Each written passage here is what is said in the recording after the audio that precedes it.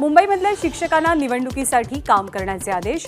लोकसभा निवडणुका पार पडेपर्यंत शाळा बाह्य कामं करण्याचे जिल्हाधिकाऱ्यांचे शिक्षकांना आदेश. मुख्यमंत्र्यांनी आज बोलावली वाढवण बंदर विरोधी समितीची बैठक. 19 फेब्रुवारीला मोदींच्या हस्ते वाढवण बंदराच्या भूमिपूजनाची शक्यता. डहाणूच्या या वादग्रस्त प्रस्तावित बंदर उभारणीला MCZM प्राधिकरणाची परवानगी. मुख्यमंत्री एकनाथ शिंदे आज कल्याण डोंबिवली दौऱ्यावर. सिटी पार्क योगीधाम, आचार्य अत्रे नाट्यगृह, अग्निशमन दलाच्या केंद्राचं मुख्यमंत्री करणार उद्घाटन. उद्धव ठाकरेंचा छत्रपती संभाजीनगर दौरा. गंगापूर, वैजापूर आणि कन्नडमध्ये उद्धव ठाकरेंच्या सभा. शरद पवार आज कल्याण आणि उल्हासनगर दौऱ्यावर. संध्याकाळी 4:30 वाजता स्प्रिंग टाइम क्लब खडकपाडा कल्याण पश्चिम इथे प्रमुख पदाधिकाऱ्यांची भेट घेणार. तर संध्याकाळी 6च्या दरम्यान उल्हासनगरमधील दसरा मैदान एल्गार परिषदेत शरद पवार हजेरी लावणार. सुनील प्रभू विरुद्ध एकनाथ शिंदे याचिकेवरती आज सर्वोच्च न्यायालयात सुनावणी. सुनील प्रभूंच्या 39 आमदारांविरोधी याचिकेनुसार आज सुनावणी पार पडेल. शिवसेना ठाकरे गटाचे आमदार राजन साळवींच्या कुटुंबियांच्या अटकपूर्व जामीन अर्जावरती आज सुनावणी. ACBकडनं मुलगा आणि पत्नीविरोधात गुन्हा. जिल्हा सत्र न्यायालयानं अटकपूर्व जामीन फेटाळल्यानंतर साळवींची हायकोर्टात धाव. निवडणूक कोणतीही असो, आपल्या नावाची चर्चा होतेच. बीडमध्ये पंकजा मुंडेंचं विधान. सध्या 3 पक्ष एकत्र आल्यामुळे आपल्याला मतदारसंघ शिल्लक राहिला नसल्याचं मिश्किल वक्तव्य. 15 ते 17 फेब्रुवारी दरम्यान मराठा आरक्षणासंदर्भात नवा कायदा येणार. छगन भुजबळांची माहिती. तर अजित पवारांना मुख्यमंत्री करणं हे आपलं स्वप्न, त्यासाठी अल्पसंख्याकांनाही सोबत घेऊन जावं लागेल, भुजबळांचं वक्तव्य. अजित पवारांना मुख्यमंत्री करण्याचं मिशन आपण हाती घेतलंय. 2024 सालात आपल्याला अजित पवारांना मुख्यमंत्री बनवायचंय. राष्ट्रवादी युवा मेळाव्यात धनंजय मुंडेंचं विधान. तर अजित पवारांना मुख्यमंत्री करण्याचं स्वप्न आहे असं म्हणणाऱ्यांचे अजित पवारांनीच कान टोचले. मुख्यमंत्री करण्याआधी संघटना मजबूत करण्यावरती भर द्या, अजित पवारांचं आवाहन. राज्याच्या विकासासाठी पक्ष सोडला म्हणणाऱ्यांच्या दाव्यात तथ्य नाही. जनतेची सहानुभूती आणि संमती तुम्हाला नक्की मिळेल, शरद पवारांचा अजित पवारांना टोला. आपण निवडणुकीला उभं राहणार नाही आणि हे कोणतंही भावनिक आवाहन सुद्धा नाही, शरद पवारांचा अजित पवारांवरती पलटवार.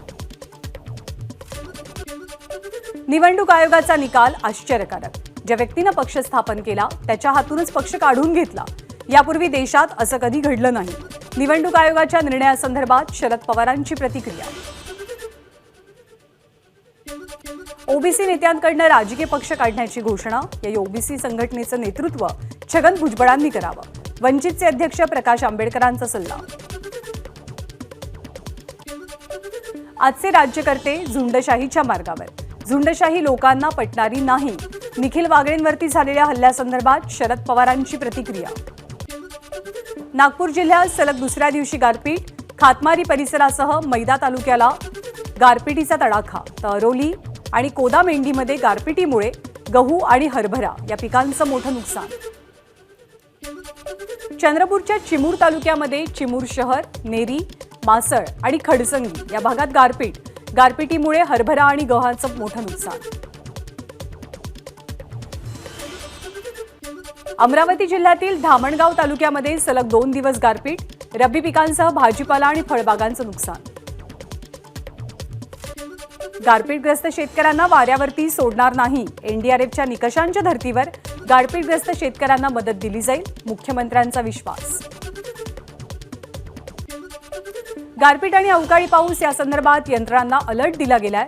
सोबतच शेतकऱ्यांना नुकसान भरपाई दिली जाईल, देवेंद्र फडणवीसांचंही आश्वासन. रेल्वे व्यवस्थापक आणि रेल्वे कामगार संघटनांमध्ये बैठक. मोटरमन्सच्या सिग्नल संबंधातल्या चुकांविषयी कारवाईबाबत बैठकीमध्ये चर्चा. कठोर कारवाई न करण्याचं रेल्वे प्रशासनाचं बैठकीत आश्वासन. गोंदिया आणि गडचिरोली जिल्ह्यातनं नक्षलवाद आम्ही संपवला. शासकीय वैद्यकीय महाविद्यालयाच्या भूमिपूजनाच्या वेळेला मुख्यमंत्री शिंदेंचं विधान. उद्धव ठाकरे लहान मुलांसारखं रडतात. चोरी करायला बाळासाहेब ठाकरे एखादी वस्तू होते का? मुख्यमंत्र्यांचा उद्धव ठाकरेंवरती निशाणा. मुख्यमंत्री एकनाथ शिंदेंनी रामटेकगड मंदिरावरती जाऊन घेतलं प्रभू रामाचं दर्शन. लवकरच अयोध्येला जाणार असल्याची मुख्यमंत्र्यांची माहिती. आजवर शिवसेना, राष्ट्रवादी आणि काँग्रेस यांनी आमदार फोडले, मात्र संपूर्ण पक्ष संपवण्याचा कुणी प्रयत्न केला नाही. उद्धव ठाकरेंचा भाजपसह शिंदेंवरती हल्लाबोल. मोदींना हवं त्यांना भारतरत्न दिली जातात. आधी विरोध केला, मात्र आता बिहारमध्ये मतं मिळावीत यासाठी कर्पूरी ठाकूर यांना भारतरत्न जाहीर केला. उद्धव ठाकरेंचा मोदींवर हल्लाबोल. खुर्च्या भरणार की नाही याची धाकधूक होती, पण नंतर आठवलं की हा मुख्यमंत्र्यांचा कार्यक्रम नाही. आदित्य ठाकरेंचा मुख्यमंत्र्यांना टोला. तर कोस्टल रोड हा उद्धव ठाकरेंचा प्रकल्प, तो पूर्ण होणार ही ठाकरेंची गॅरंटी. आदित्य यांचं विधान. ज्यानं भारतरत्न दिलाय तो राजकारणासाठी नाही तर त्यांचं योगदान पाहून दिलाय. बाळासाहेब ठाकरेंना भारतरत्न मिळावा ही आमची सुद्धा मागणी आहे. दीपक केसरकरांचं विधान. बारामतीमध्ये सुनेत्रा पवार यांच्या होर्डिंगवरती झालेल्या शाईफेकीचा आमदार अमोल मिटकरींकडनं निषेध. शाईफेक करणाऱ्यांना धडा शिकवल्याशिवाय राहणार नाही, मिटकरींचा इशारा. एकमेकांचे पाय खेचणं बंद करा. खेकड्याच्या वृत्तीचं काम करू नका. अडचणी येणार पण काळजी करू नका. हारी हुई बाजी हम पलटकर रहेंगे. राष्ट्रवादी युवा महामेळाव्यात भुजबळांचं विधान. शरद पवारांसोबत असलेल्या लोकांनी पुनर्विचार करावा. राष्ट्रवादीच्या मेळाव्यात छगन भुजबळांचं वक्तव्य.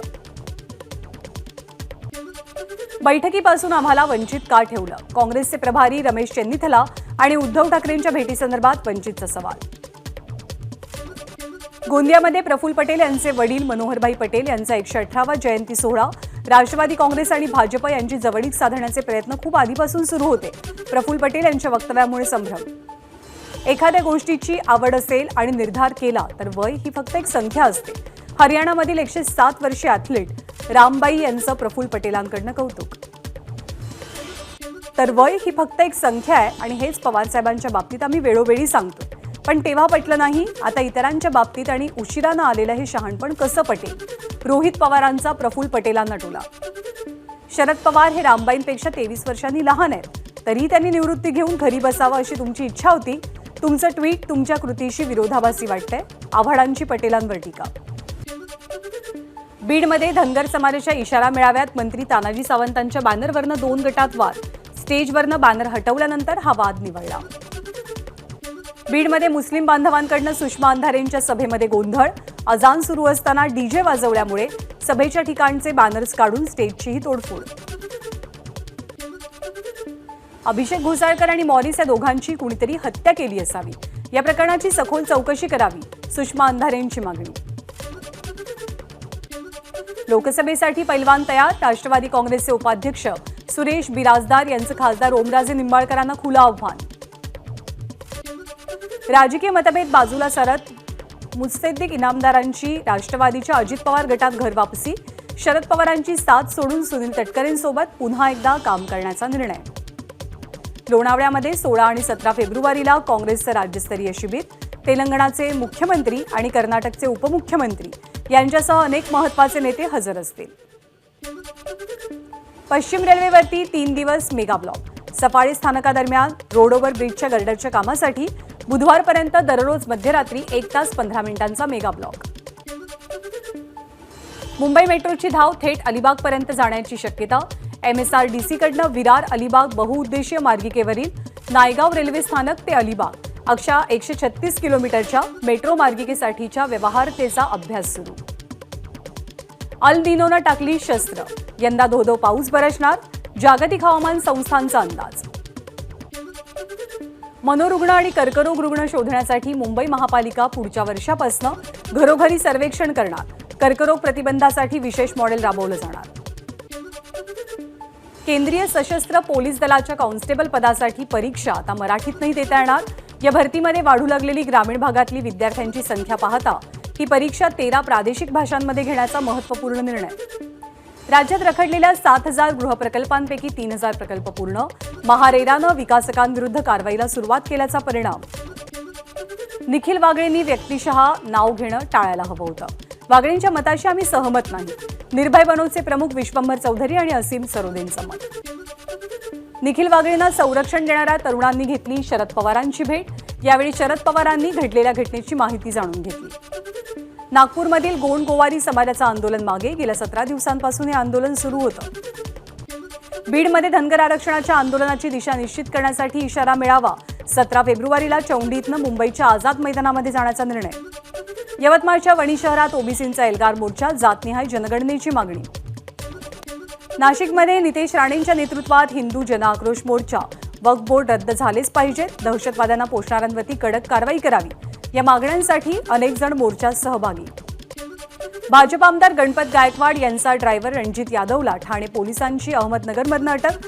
गोळीबार प्रकरणामध्ये अटक केलेल्या आरोपींची संख्या 5 वर. पुणे जिल्ह्यातील राष्ट्रवादी काँग्रेसचे माजी आमदार वल्लभ बेनके यांचं निधन. गेल्या काही महिन्यांपासून त्यांची प्रकृती खालावलेली होती.